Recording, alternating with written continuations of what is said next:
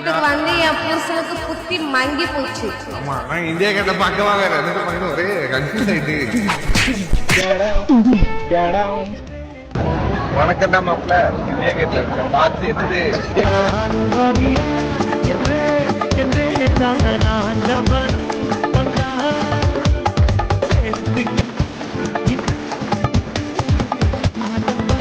என்னாச்சுல காலையில இருந்து சாப்பிடாதனால 2 கிலோ குறைஞ்சிட்டேன். ரெஸ்டும் போது 3 கிலோ குறைஞ்சிடலாம். பப்ளிக் பிளேஸ் அப்படி அசிங்கப்படுத்திட்டு இருக்க பொண்டாட்டி எனக்கு பூசுப்பா. பொண்டாட்டிக்காண்டி இந்தியா கேட் பக்கத்துல ரெஸ்ட் ரூம் கேட்லான்னு இருக்கேன். ஏன்னா எங்க கூட்டு போனா ஃபர்ஸ்ட் கேட்க ரெஸ்ட் ரூம் தான். இப்போ இந்தியா கேட் வந்து என் பொண்டாட்டி வந்துட்டா. நானும் எங்கெங்க தேடினா கடைசி பார்த்தா ரெஸ்ட் ரூம்ல இருக்கா. அப்பயே தெரிஞ்சு ரெஸ்ட் ரூம்லாம் இல்லைன்னா அங்க உட்காந்து ரொம்ப கடைசி டென்ஷன் ஆயிருவேன் என்பதுக்கோ. என் பொண்டாட்டி டென்ஷன் ஆயிட்டான்.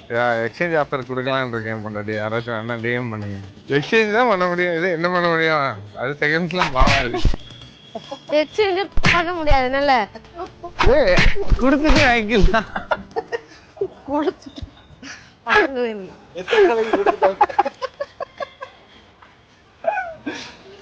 டெல்லியில எல்லாம் சகஜமாப்பா.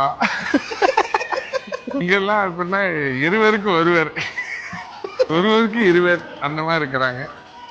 ரிவ்யூ சொல்லுங்க.